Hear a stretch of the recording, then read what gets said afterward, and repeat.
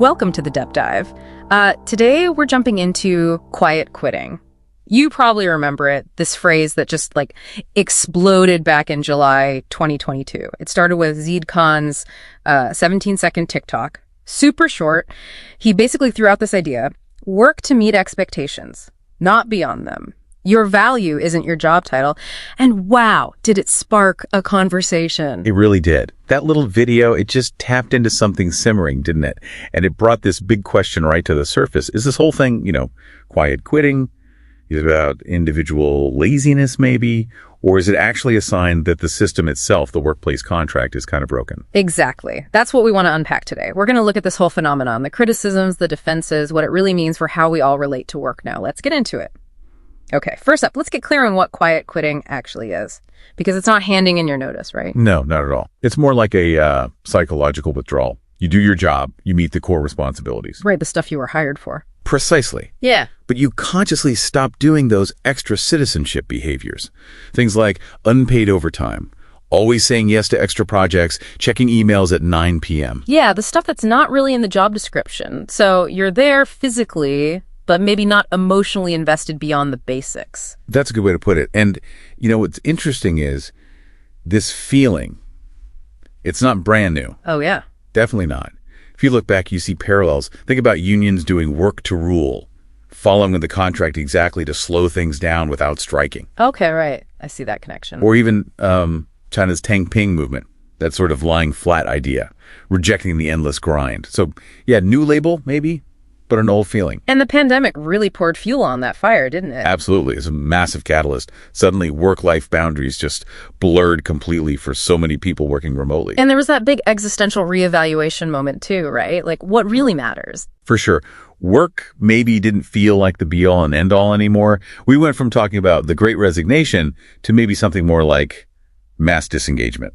And this isn't just a few people feeling this way. The numbers are pretty significant. Oh, they're huge. Gallup found, 59% of the global workforce are quiet quitters. Yeah. Basically psychologically checked out. Wow, 59%. That's staggering. It is. And McKinsey estimated this costs a typical S&P 500 company hundreds of millions a year. In the UK, the LSE found people work 36 fewer hours per year. We're talking a multi-billion-dollar productivity issue because that free discretionary effort companies kind of counted on it just stopped. Okay, so with that kind of impact, it's no surprise there's been some really strong pushback. Let's talk about the indictment side. Right. Kevin O'Leary from Shark Tank, he didn't hold back. Called quiet quitters losers, said the idea was un-American. Pretty harsh. Mm-hmm. And Arianna Huffington argued it was like quitting life itself, that work should provide meaning. Yeah, that argument's out there. Plus the economic angle, this idea that it's like a productivity vampire, dragging things down, maybe making high performers resentful because they pick up the slack. But here's the tension, right? You have leaders demanding that extra mile, that loyalty. Yeah.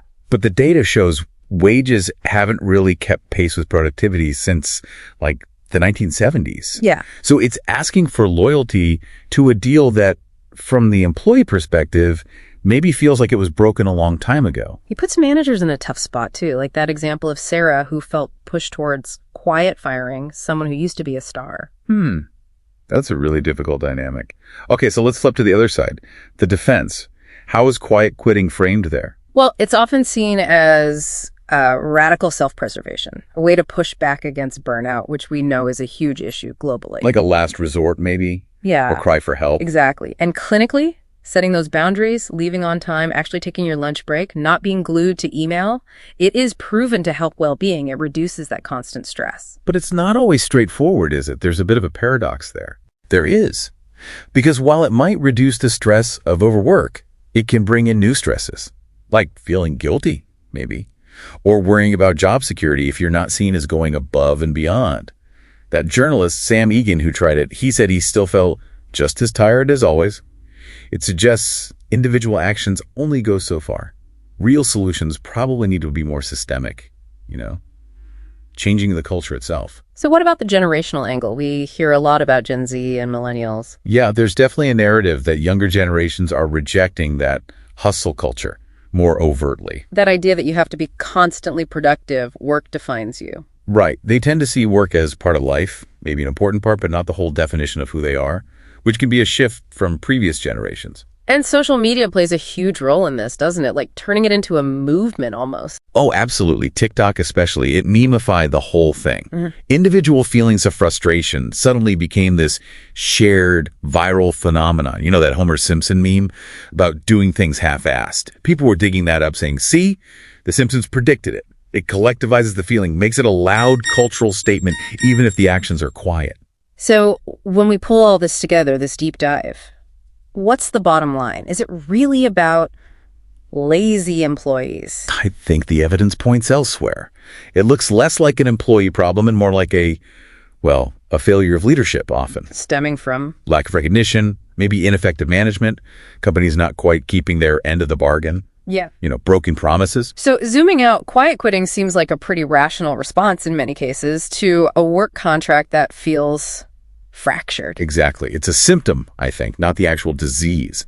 The disease is the state of that employer-employee relationship. So, for leaders listening, the takeaway is maybe invest in your managers. Actually listen to what people are saying. Rethink what performance means. Is it just hours logged or results? Right.